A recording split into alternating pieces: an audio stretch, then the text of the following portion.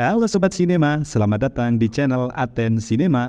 Kali ini kita akan membahas sebuah karya film ninja paling populer sepanjang masa. Film ini berjudul Ninja Assassins yang rilis pada tahun 2009.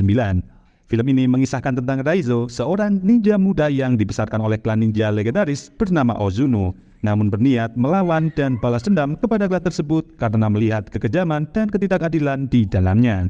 Bagaimana kisahnya? Langsung saja kita ke alur ceritanya. Selamat menonton. Kisah ini dimulai dengan memperlihatkan seorang kakek tua yang sedang membuat tato untuk seorang bos Yakuza. Saat bos Yakuza itu marah-marah karena jarum tatonya sangat menyakitkan, mereka dikagetkan dengan sebuah kiriman amplop berisi pasir hitam. Bos Yakuza itu tidak paham maksudnya, tetapi kakek tua itu terdiam seketika. Kakek tua itu tahu bahwa pasir hitam adalah sebuah pertanda buruk akan kedatangan ninja paling mematikan di dunia. Ia pernah merasakan brutalitas para ninja. Mendengar hal itu, para Yakuza malah menertawakannya. Kemudian kakek tua itu dengan gemetar menunjukkan bekas luka pedang di dadanya. Kakek tua itu selamat karena dia mengalami kelainan, yaitu jantungnya berada di sebelah kanan. Saat para Yakuza terus menertawakannya, tiba-tiba kepala seorang pria terbelah, tubuhnya tergeletak tak berdaya, kawat tajam menarik pria lainnya ke atas dan meninggalkan tubuhnya hancur di lantai.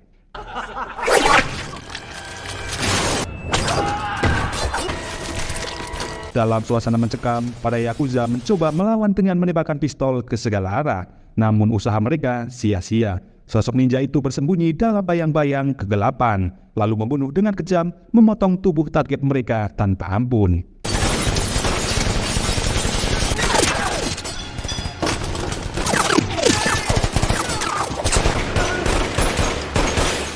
Bos Yakuza itu memohon untuk menghentikan serangan dengan menawarkan imbalan lebih kepada para ninja.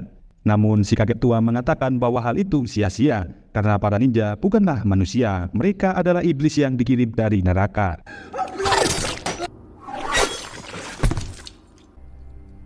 Dalam suasana penuh kegelapan, dari bayang-bayang sosok ninja itu muncul dan membunuh semua yang terlihat. Adegan kemudian beralih ke markas Europol di Berlin, di mana seorang penyidik forensik bernama Mika Korety sedang menyelidiki serangkaian pembunuhan yang diduga dilakukan oleh klan ninja. Tanpa menyadari betapa bahayanya informasi ini, dia melaporkan kepada atasannya yang bernama Ryan Maslow. Maslow tidak terlalu yakin dengan laporan Mika, namun Mika menemukan pola dalam pembunuhan yang pernah dilakukan oleh sebuah klan ninja. Di antaranya, pembunuhan Ratu Korea 1000 tahun lalu dengan imbalan 45 kg emas. Dan baru-baru ini, kasus pembunuhan kelompok Yakuza di sebuah toko tato. Tak hanya itu, Mika juga menemukan pola yang sama atas kasus pembunuhan Perdana Menteri Rusia beberapa tahun lalu, di mana terdapat transaksi sejumlah uang ke bank di Shanghai sehari sebelum pembunuhan. Jumlah uang yang ditransfer nilainya sama dengan 45 kg emas saat ini. Pindah ke sebuah toko laundry di Berlin, terlihat seorang pria sedang mencuci pakaiannya. Di sana ada seorang wanita yang tampaknya ramah meminta bantuannya. Tetapi saat pria itu mendekat, ia segera mengenalinya bahwa wanita itu adalah seorang ninja. Mereka berdua kemudian terlibat dalam sebuah pertarungan.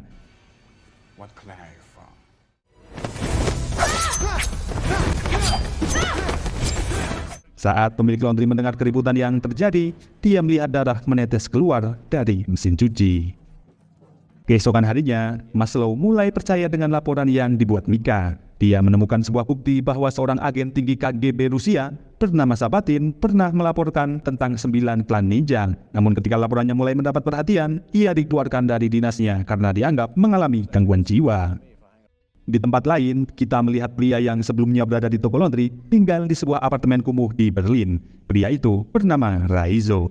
Di dalam kamarnya, dia menyimpan berbagai peralatan ninja. Raizo adalah seorang ninja. Setiap hari, Raizo terus melatih kemampuan seperti yang diajarkan oleh gurunya. Di tengah latihan, Raizo teringat dengan masa kecilnya di sebuah klan ninja. Kisah kemudian membawa kita ke dalam dunia tersembunyi di klan Ozuno. Klan ninja ini dipimpin oleh guru Ozuno yang kejam dan tanpa belas kasihan. Guru Ozuno mengumpulkan anak-anak di bawah 10 tahun dan melatih mereka secara brutal untuk menjadi ninja pembunuh berdarah dingin. Mereka terkenal di kalangan elit dunia, tetapi tersembunyi dari kalangan umum.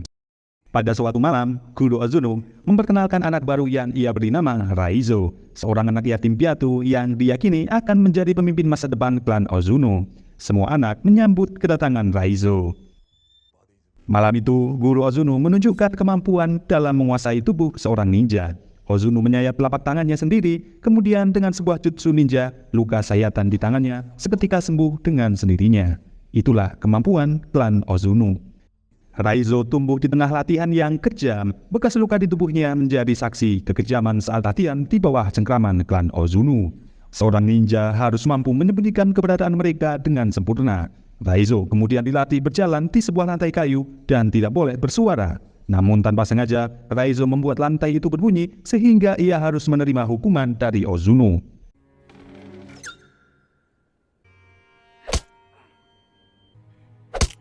Dengan kaki yang penuh luka, ia terus melanjutkan latihannya. Pada malam harinya, Raizo tak bisa tidur karena kesakitan.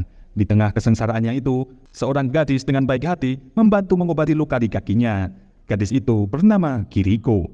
Anak-anak diajari untuk tidak memiliki perasaan, namun Kiriko berbeda. Di dalam hatinya, ia menolak kekerasan dan kekejaman yang dianut oleh klan Ozuno. Kembali ke masa kini, luka yang didapat Raizo kecil terlihat membekas hingga ia dewasa. Di sisi lain, Mika terus menyelidiki jejak klan Ozuno. Mika lalu mengunjungi istri Alex Sabatin, mantan agen yang dibunuh karena membuat sebuah laporan tentang keberadaan 9 klan ninja. Di sana, Mika mendengar cerita memilukan, seorang pria yang dulunya kuat dan berani berubah menjadi sangat penakut setelah terlibat dalam kasus tersebut. Ia membuat langkah-langkah keamanan di rumahnya, memasang lampu di setiap sudut rumah untuk menghilangkan bayangan di mana ninja bisa bersembunyi. Akan tetapi pada suatu malam, tiba-tiba semua lampu di rumahnya padam. Sosok ninja itu muncul dalam kegelapan dan merenggut nyawanya. Setelah pertemuan itu, Mika terlihat kembali ke kantornya dengan membawa laporan milik Sabatin. Saat sedang mempelajari laporan tersebut, Mika didatangi oleh seorang petinggi internal Avail bernama Zabransky. Zabransky mengatakan bahwa Maslow atasannya terlalu serius bekerja. Kelelahan dalam tugas bisa membuat mentalnya terganggu. Zabransky terlihat ingin mengintimidasi Mika. Beberapa saat kemudian, Mika menemui Maslow untuk menceritakan pertemuannya dengan Zabransky. Di sana, Maslow menceritakan bahwa Zabransky juga mendatanginya dan mengatakan hal yang sama. Maslow menyadari bahwa mereka berdua sedang diawasi. Di waktu yang sama, Raizo yang sedang dalam perjalanan kembali teringat masa lalunya bersama Kiriko. Raizo dan Kiriko meski jarang bicara, mereka tumbuh bersama dan saling memberi dukungan dalam kekerasan yang mengelilingi mereka. Kiriko sering melakukan kesalahan kecil dan Raizo selalu berusaha memperingatinya karena khawatir akan keselamatan Kiriko. Raizo menjadi ninja paling berbakat yang pernah dilatih oleh Ozuno. Saat sedang berlatih duel 1 lawan 1 dengan Takeshi, Raizo yang sudah di atas angin harus menerima kekalahan yang menyakitkan karena kecurangan yang dilakukan Takeshi. Ia diserang dengan bola api, membuat wajahnya terluka.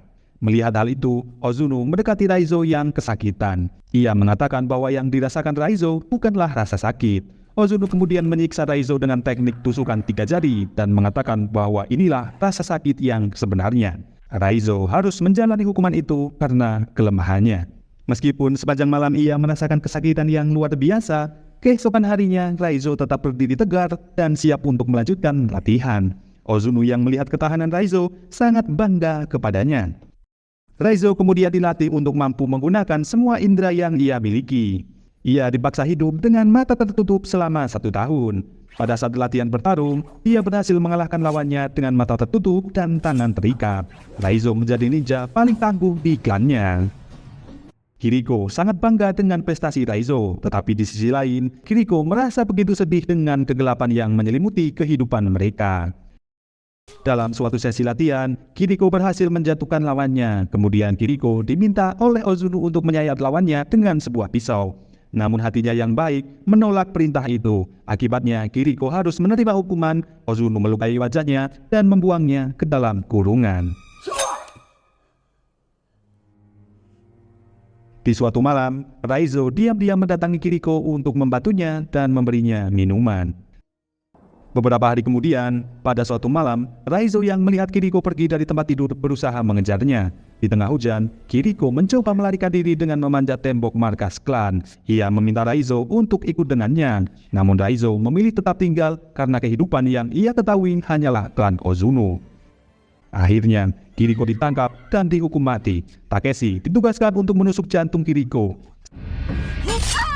Sebagian jiwa Raizo seakan mati hari itu melihat Kiriko telah tewas. Kesedihan, kekecewaan, dan dendam mendalam terpancar dari wajah Raizo.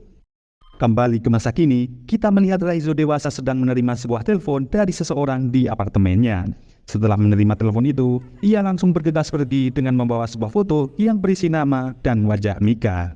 Pada malam harinya, ketika Mika hendak pulang dari kantornya, Maslow menemuinya di parkiran. Dia mengatakan bahwa polisi internal Avain, polisi setempat, dan CIA datang menggeledah kantornya. Maslow menerangkan bahwa situasinya semakin rumit dan keberadaan tentang ninja adalah nyata. Maslow meminta Mika untuk mengemasi barang-barangnya dan pergi sementara waktu. Maslow juga memberikan sebuah pistol kepada Mika untuk berjaga-jaga. Setibanya di apartemen, lampu di sana tiba-tiba padam. Mika terlihat begitu cemas. Saat masuk ke kamarnya, ia menemukan sebuah amplop berisi pasir hitam. Sesaat kemudian, ia diserang oleh seorang ninja. Namun ninja lain muncul dan menyelamatkan nyawanya.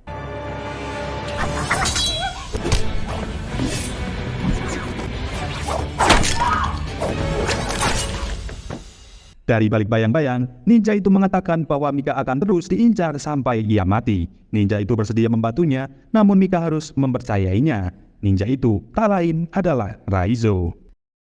Untuk menghindari pencarian para ninja, mereka berdua melarikan diri ke sebuah hotel. Di tengah perjalanan, Mika bertanya kenapa Raizo menyelamatkan nyawanya. Raizo kemudian teringat masa lalunya di saat dia menjalankan misi pertamanya, membunuh seorang lelaki dan mengambil jam tangan emas milik targetnya. Di dalam sebuah toilet, Raizo melampiaskan segala amarahnya. Dengan brutalitas tak terkendali, ia membunuh korbannya.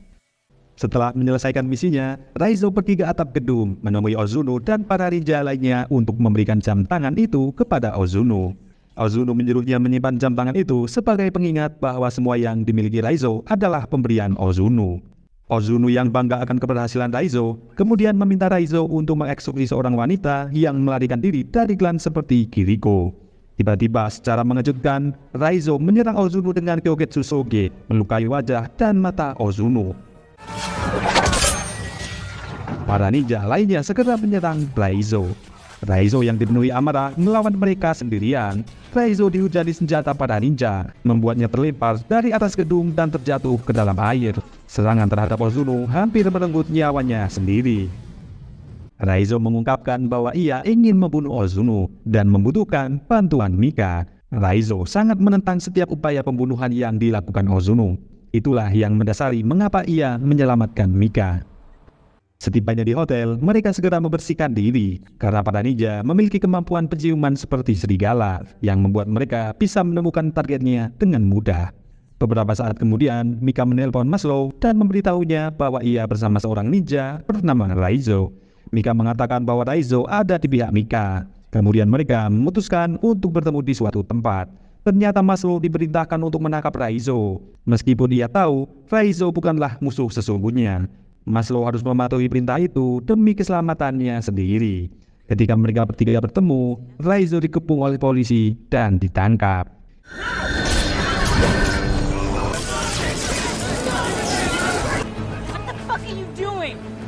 Mika menyadari bahwa Maslow menangkap Raizo karena putus asa. Namun Maslow mengatakan bahwa ia akan membantu Raizo diam-diam. Ia lalu memberikan Mika sebuah alat pelacak. Beberapa waktu kemudian, Mika mendatangi Raizo dan memberinya minuman. Saat itu, Raizo memberitahu Mika bahwa para ninja akan segera datang. Mika berusaha memperingatkan Maslow, tetapi sudah terlambat. Lampu tiba-tiba padam, para ninja muncul dari bayang-bayang dan menyerang markas. Pasukan polisi yang dilengkapi dengan senjata canggih tak mampu melawan para ninja. Tepat sebelum terbunuh, Mika berhasil melepaskan rantai Raizo. Raizo kemudian melawan para ninja sendirian dan meminta Mika segera pergi. Raizo berhasil membunuh beberapa ninja, namun tubuhnya terluka parah. Meskipun Raizo adalah ninja paling berbakat yang pernah dilatih Ozuno, Raizo masih kesulitan melawan para ninja sendirian. Di saat yang sama, Mika terlihat berusaha melarikan diri dari kejaran para ninja dengan mobilnya. Ia diserang dengan berbagai senjata para ninja. Mika berjuang sekuat tenaga untuk menyelamatkan diri hingga ia sampai di sebuah jalan raya. Sesaat kemudian, akhirnya Raizo dan Takeshi bertarung di jalan raya. Raizo yang terluka parah tak mampu berbuat banyak. Saat Takeshi akan mengayunkan pedangnya untuk membunuh Raizo, Mika datang tepat waktu dan menabrak Takeshi dengan mobilnya.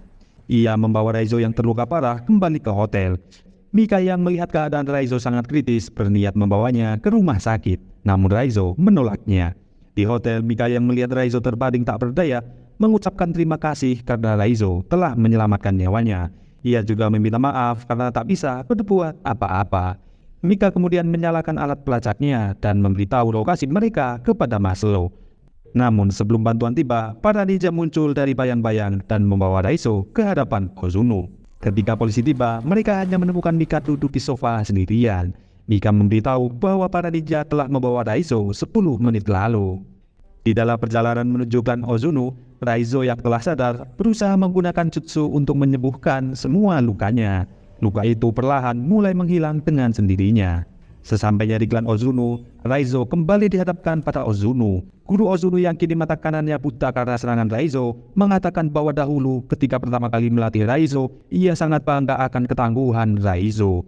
Raizo adalah anak yang selama ini dinantikan oleh Ozuno untuk menjadi penerusnya sebagai pemimpin tertinggi klan Ozuno. Namun apa yang telah dilakukan Raizo saat ini membuat Ozuno sangat marah. Ozuno kemudian membuat Raizo berdiri di posisi yang sama dengan Kiriko saat dieksekusi. Dengan tubuh terikat, Ozuno menyiksa Raizo dengan teknik tusukan 3 jari sebanyak 3 kali.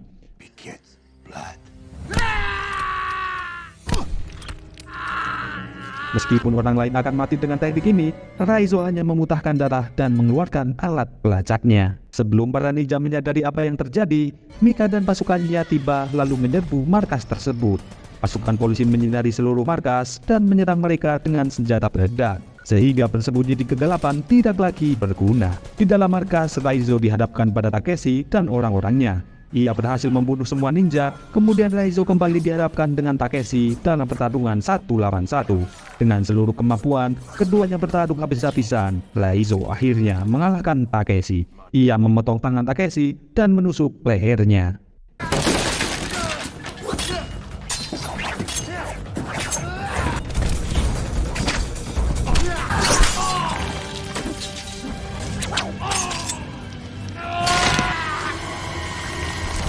Kini satu-satunya orang yang harus dihadapi Raizo adalah mantan gurunya, Ozuno.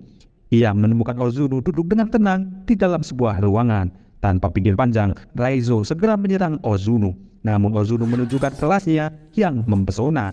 Ia menangkis serangan Raizo lalu menghilang dalam kegelapan dan muncul dari bayangan di belakangnya, menyayat tubuh Raizo dan memukulnya hingga ia terlempar ke ruangan lain. Pertarungan sengit terjadi. Ozuno terlihat sangat menguasai situasi. Saat Ozuno kembali menjatuhkan Raizo, sekali lagi ia mengungkapkan kekecewaannya atas apa yang telah Raizo perbuat terhadap keluarga Ozuno. Namun Raizo dengan tegas mengatakan bahwa Ozuno bukanlah keluarganya, dan membunuh Ozuno akan menjadi nafas pertama dalam hidup Raizo yang sebenarnya.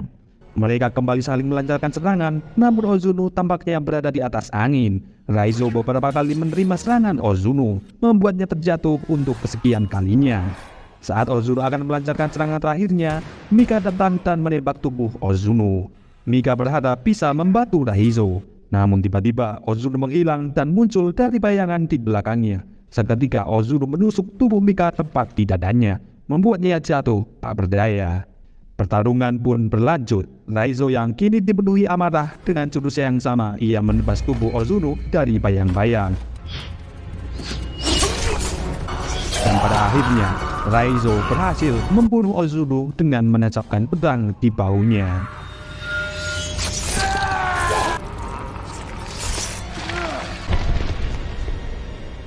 Raizo kemudian membawa Mika keluar dan bantuan medis datang untuk memeriksanya. Ternyata Mika terlahir spesial, jantungnya berada di sebelah kanan dan membuat dirinya selamat.